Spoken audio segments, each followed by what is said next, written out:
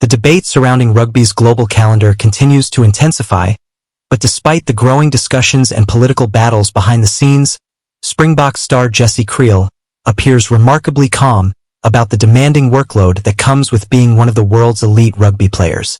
While many players and administrators continue to push for changes that could reshape the international rugby landscape, Kriel has accepted the reality of modern professional rugby, even if it means spending almost the entire year on the field. As one of South Africa's most experienced backs and a double Rugby World Cup winner, Jesse Kriel has become accustomed to a lifestyle that leaves little room for extended breaks. Between representing the Springboks on the international stage and fulfilling his club commitments with Japan's Cannon Eagles, Kriel effectively spends around 11 months of the year playing rugby. It is a demanding schedule that would test even the most durable athletes, yet the South African centre remains focused on performing whenever and wherever he is needed. The issue stems largely from the way the global rugby calendar is currently structured. Domestic competitions in different regions of the world often overlap with international windows, creating a situation where many players, particularly those from South Africa and Argentina, move almost directly from club rugby to international rugby and back again. Unlike some of their counterparts in Europe, these players often struggle to find a clearly defined off-season where they can fully recover both physically and mentally. For players like Jesse Kriel, the challenge is not simply about playing matches. Modern rugby demands extensive travel, intense training sessions, recovery programs, media commitments, and constant preparation for high-pressure encounters. The physical toll of the sport has never been greater, and maintaining peak performance throughout such a long season requires extraordinary discipline and support from coaching and medical staff. Fortunately for South Africa, the Springboks have been proactive in managing player workloads. Under the leadership of head coach Rassie Erasmus, squad rotation has become one of the defining features of the team's recent success. Erasmus has repeatedly emphasized the importance of preserving players for major tournaments while ensuring that the team remains competitive throughout the season. By rotating players and carefully monitoring game time, the coaching staff hopes to reduce the risk of burnout and injury among key members of the squad. A similar strategy has been employed by Argentina under head coach Felipe Contepmi, who also faces the challenge of managing players spread across multiple leagues and competitions around the world. Both coaches understand that rugby's increasingly demanding schedule requires a smarter approach to player welfare if teams are to remain successful over the long term. However, while coaches continue to manage the situation on a case-by-case basis, rugby administrators are seeking broader solutions. Among the most vocal advocates for change has been SA Rugby, which believes that the sport's current structure could be improved through a more coordinated global calendar. The idea is simple in theory but highly complex in practice. SA Rugby has proposed significant changes to the timing of international competitions, including moving the Rugby Championship to align with the Six Nations tournament in the Northern Hemisphere.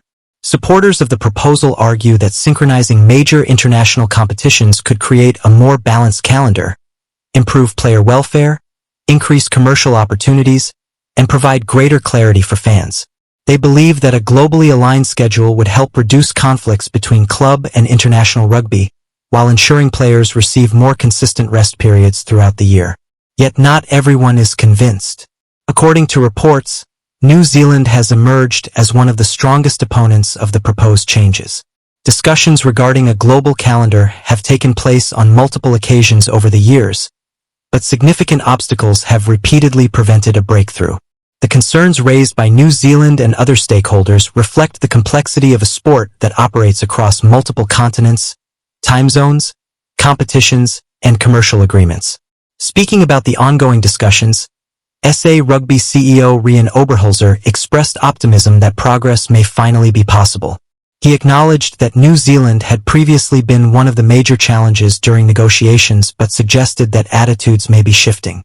According to Oberholzer, there is growing recognition that potential benefits could outweigh the negatives if the right solution can be found. His comments have reignited debate throughout the rugby community. Many supporters believe the sport has reached a point where change is necessary. They argue that rugby cannot continue relying on players to shoulder increasingly heavy workloads without addressing the structural issues that contribute to the problem. With player welfare becoming a central topic across professional sports, Rugby faces mounting pressure to modernize its calendar in a way that protects athletes while preserving the traditions and rivalries that fans love. Nevertheless, resistance remains strong in some quarters. New Zealand Rugby Players Association chief Rob Nicol has questioned whether the case for such dramatic changes is compelling enough. From his perspective, simply wanting the Rugby Championship to occur at a different time of year is not sufficient justification. Any proposed changes must be carefully evaluated to determine how they would affect players, competitions, broadcasters, sponsors, and supporters across the rugby world. Nicol's comments highlight one of the central challenges facing rugby administrators. Every adjustment to the calendar creates consequences elsewhere in the system. Moving one tournament may affect domestic competitions. Changing international windows could impact club contracts.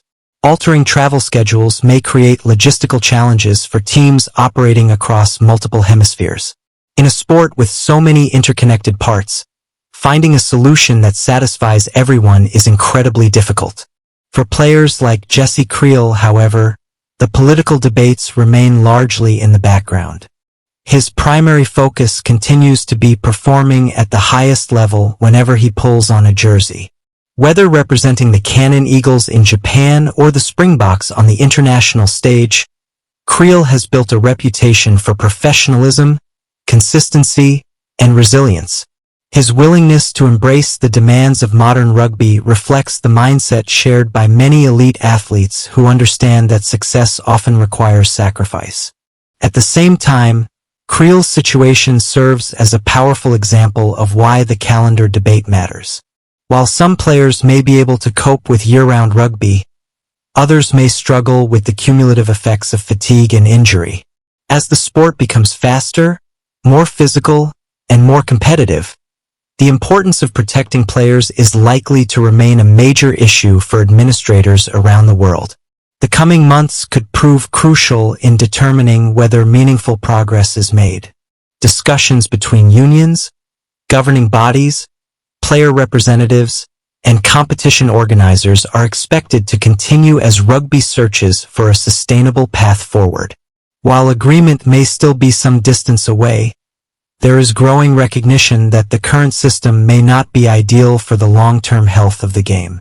For now, Jesse Kriel continues to do what he has always done: focus on rugby.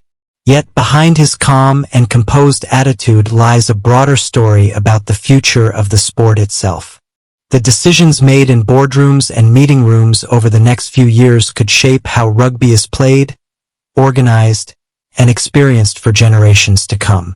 Whether a global calendar eventually becomes reality or not, the conversation has already become one of the most significant issues facing modern rugby, and players like Jesse Kriel, coaches like Rassie Erasmus and Felipe Kantepemi, administrators such as Rian Oberholzer, and representatives like Rob Nicol will all play important roles in determining what happens next. The debate surrounding rugby's global calendar